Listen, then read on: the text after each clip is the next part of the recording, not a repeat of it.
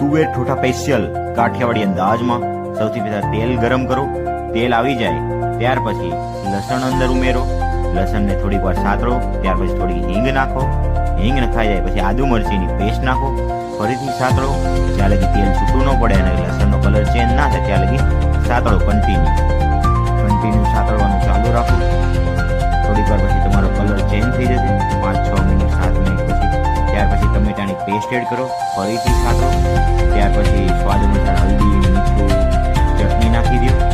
ત્યાર પછી બાકીની જે તુવેર તૈયાર હોય એ તુવેર નાખી દો.